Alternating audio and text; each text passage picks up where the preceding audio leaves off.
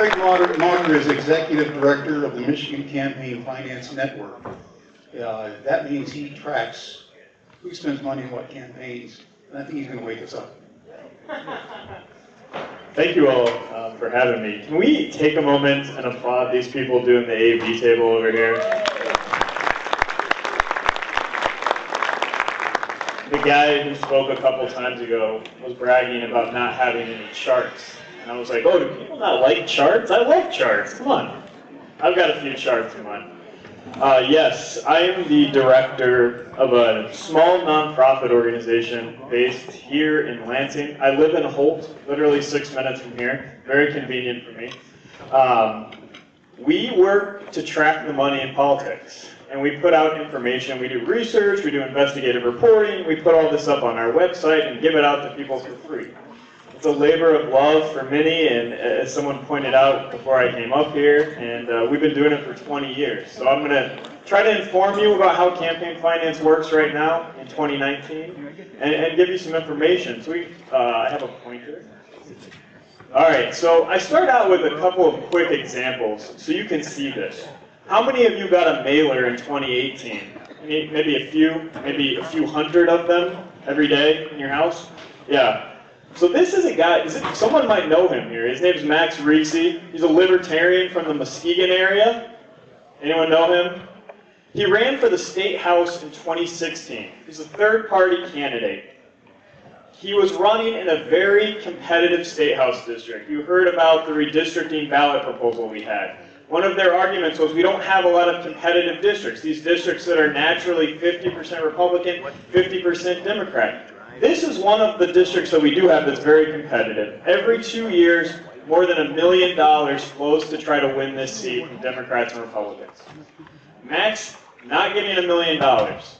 He's a third-party candidate. He has $3,500 to his name in 2016 for his campaign, trying to take on people that have over $500,000. And then as he's running, these mailers start going out to people who are conservative-leaning voters in his district. These mailers say, instead of cutting spending, Holly Hughes voted for a $134 million office building. Max Reese, less spending, less government, more freedom. Holly Hughes is the Republican in the race. So follow me here.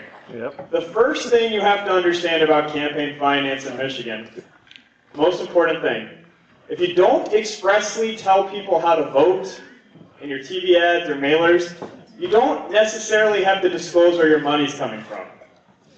So does this mailer tell you how to vote? They're running against each other, but does it tell you how to vote? No. Max did not send out this mailer. And when I called him about it, he said, if you find out who it is, thank them for me. Who do you think might have sent out this mailer? Yeah, some Democratic group is the idea here. Because if you take 1% from the Republican, give it to Max, you win 50-49, right? Now, your side of the aisle would never do anything like that, right? Now, this has happened on both sides of the aisle. This happened in the 2018 race for governor. There was some mailers that went out telling people to vote for the Green Party candidate. They were traceable back to Republican groups. So this happens on both sides. But it's an example of how someone could be communicating with you who has very bad intentions in what they're saying and trying to spin you to do something that you may not actually be that interested in doing, right? So one of the reasons that they asked me to speak this year, I think, was because of some investigative work we did on groups spending money that were backed by utility companies in the 2018 election. This is, let's see if this works. I don't know if the volume's going to work, but you'll get the picture as you see this. This is a TV ad that ran. Michigan's economy. There you go. State Representative John Bison is pushing job killing. Bison is a state senate candidate running Bison voted to keep fees high on Michiganders. This is a Bison primary voted ad. against the Republican plan to create good jobs in Michigan. And Bison voted to outsource energy jobs to other states. Call your legislator. Tell them to oppose John Bison's job-killing policies. So did that tell you to vote against John Bison? Yeah. Someone smart always says that. It didn't expressly tell you don't vote for John Bison. It talked about how bad John Bison is. It may have aired 2 weeks before the election, but because it didn't say vote against John Bison, you don't have to say where your money's coming from. So this group, if you look at the bottom of the ad, it said paid for by Citizens for Energizing Michigan's Economy. Well, what is that? Someone's getting ahead of me here. This is a group that ran ads in a whole bunch of races. Look at this. I have at least 10 state house districts where we know they either ran TV ads or social media ads, basically supporting a candidate through messaging like that. A lot of this happened in the primary. If you look at $65,000 in one district, you think that's the, people talk about $1 million. Trump raised $30 million, that guy just said. $65,000 doesn't seem like that much money. In a primary race for the state house, you don't usually see broadcast TV ads. $65,000 is a lot of TV ads in a primary race for the state house. This group spent money all over the state. And the question was, where is their money coming from? You can't figure out through normal means where it's coming from, and you go look up this organization, you see that their board of directors is a bunch of people who used to work for Consumers Energy. And then someone who works for a national organization that follows energy spending noticed on page 341, I remember this by heart, of a rate filing document that when consumers wants to raise rates, they have to file a whole bunch of information about their financial financial background. Someone noticed in this document on page 341, Consumers Energy reported giving $20 million to Citizens for Energizing Michigan's Economy in 2017. How much did this nonprofit raise in 2017? $20 million.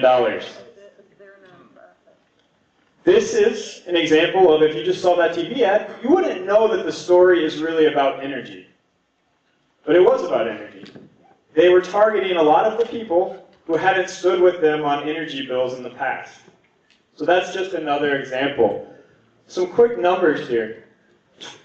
These are trend lines. 2018 was the most expensive election in Michigan's history at the state level. More than $300 million was spent. Interest groups are spending more, and they're spending it directly, like Citizens for Energizing Michigan's Economy. The money is less transparent, and this is one that I'm passionate about. The story of money in politics is becoming very important. It's a story that is so important that you won't really understand how politics works unless you follow this. And it's very complex. That's why we try to give people information. Quickly, I'll just touch on 3 buckets that I put money in politics into to try to explain it to people. It's very complex in 2019, so I try to simplify it this way. There's candidate campaign money. This is the traditional money. Norm's running for something, he goes out and asks someone, can you give me a check to my campaign? It's all disclosed. There's limits on how much you can give. Corporations cannot give directly to candidates. There's transparency. Anyone that asks for your vote, you can go look up where their money's coming from. If it's a state candidate, you go to the Secretary of State website. If it's a federal candidate, you go to the FEC. Here's an ad. I won't show the whole thing, but you've seen ads like this. It's someone talking. This is someone who was running for the state senate. This is a candidate ad. It says, I'm running for the office. I show this just as an example. At the end, it says, paid for by Kelly Rossman McKinney. She's in the ad and says, I approve the message. Her campaign controls the ad. This is the second bucket I put money into. Independent spending. This is spending that is disclosed in some ways. You can kind of track it. It tells you how to vote. It says, like this ad I'll show you. Tom Barrett. Tom Barrett. He's running against Kelly Rossman McKinney for Michigan Senate. It says vote for him for Michigan Senate. Eliminate fraud and save Michigan families from the highest auto insurance premiums in the nation. Barrett is eliminating wasteful spending, ensuring tax dollars go to fixing roads, improving schools, and training workers for the jobs of tomorrow. Tom Barrett, endorsed by the Michigan Chamber of Commerce. Look at the disclaimer here. Paid for with regulated funds by the Michigan Chamber PAC 3, not authorized by the candidate. So why does that matter? This is crucial to campaign finance. If the candidate controls the money, there's limits on how much he can raise from individual donors. If it's outside of the candidate, These groups can raise unlimited amounts from donors, and they can take money directly from corporations. We know a lot of corporations, we know their names. Corporations can also be entities that you've never heard of that could be raising money from elsewhere. So it takes a lot more work to follow the money, and in some cases you can't follow it at all. So that's the first two buckets. There's one more bucket. This is the bucket that people love to talk about, the dark money bucket. These are the ads that don't tell you how to vote, but are clearly really trying to tell you how to vote. Here's an example of one. This is from that same race. Lobbyist Kelly Rossman McKinney says whatever it takes criticizing to Kelly get what Rossman she McKinney. wants. When the state began work on a new state police headquarters, she said, "Quit spending money we don't have." But when a politically connected developer hired her, she said, "The state is getting a great deal in all kinds of ways. A cozy, no-bid contract, a building the state police didn't want, a $46 million bad deal for taxpayers." Kelly Rossman McKinney, once a lobbyist, always a lobbyist. See, again, it says call her and tell her to do something. That's often a giveaway that the group isn't disclosing where their money's coming from, because usually the action step is go vote against the person. This action step is go call them and complain. It said at the bottom, paid for by a public voice. It didn't say anything about regulated funds. Now, this is chart world. I just gave you like 10 years of campaign finance research in like 5 minutes. Now I'll give you some numbers. This is the amount of money in state house races in Michigan since 2002. When people say there's more money, there is more money. The blue line is all 110 races. It went from 15 million in 2002 to 27.6 million in 2018, across all 110. The money is not split up evenly in each district, right? There are some districts that are really competitive. They get more money. People who run these campaigns are better at figuring out which of the races are going to be competitive, so they're better at targeting the money. 2002, 3.6 million in the 10 most expensive races. In 2018, 11.1 million in the 10 most expensive. State Senate races, this is where you saw a huge uptick in money. How many seats are in the state Senate? Man, a lot of people don't know that. I'm very impressed. 38 seats in the state Senate. Across them all, there was $34.5 million in 2018. The previous record was $19.9 million. And if you talk to people who've been involved in politics for a long time, I gestured to Norm, decades ago, they used to raise money to maybe put on a couple of events and hand out candy at the parade, is what I'm told. And they're like, what is all this money going to? You know, it has really gone up significantly.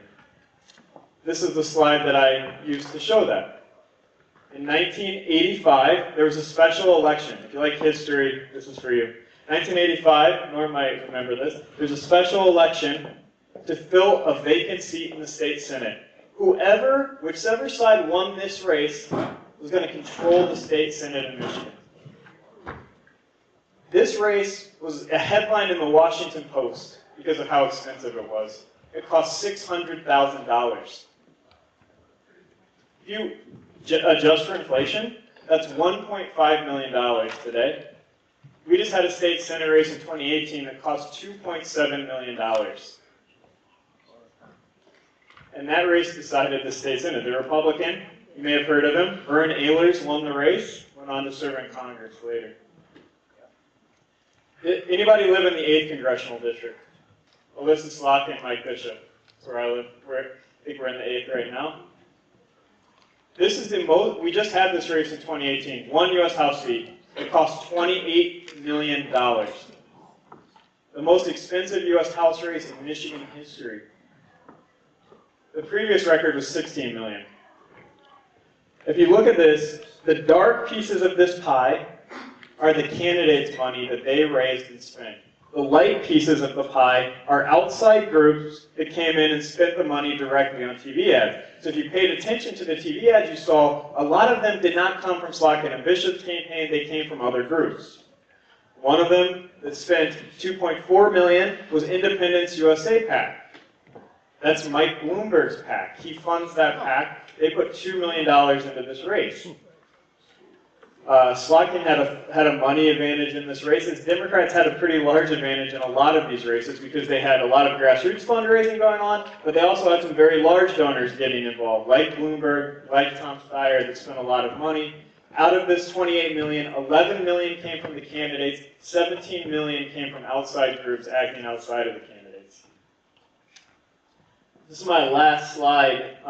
I just wanted to touch on this, and I'm going to be speaking at a panel next, I think later, if you want to come talk more about it. But this is just, you've heard this, and it is true. Michigan is rated 50th out of 50 states for transparency. Yes, look this up. Center for Public Integrity, we are rated 50th. And just quickly, the two main reasons for that don't have a lot to do with campaign finance, what I just talked about. They have to do with, have you heard of FOIA? This is your ability to go ask for a document from your local government. Say, I paid for that document, I want to see it. In Michigan, we are one of 2 states that exempt the governor's office and the legislature from FOIA. So if I go ask, like I did a couple weeks ago, if I go ask the state senate and say, I want to see all the expenditures from this state senator's office for the last year, they may or may not give it to me. They get to decide. There's no law that says they have to give it to me. We are one of 2 states. We're also one of 2 states where state office holders don't have to file a personal financial disclosure. This is a conflict of interest screen. It's information about outside income office holders have. It's information about free trips that they get while they're serving. We're one of 2 states. It's us and Massachusetts. And when you're an outlier like that, that's why you get rated 50. So that is my presentation. I'll flash this up there quickly. My email, can't really see it, it's craig@mcfn.org if you have questions. I want to thank you all for listening to me and letting me have the chance to talk, and thank you, Norm, for having me here. Thank you guys so much.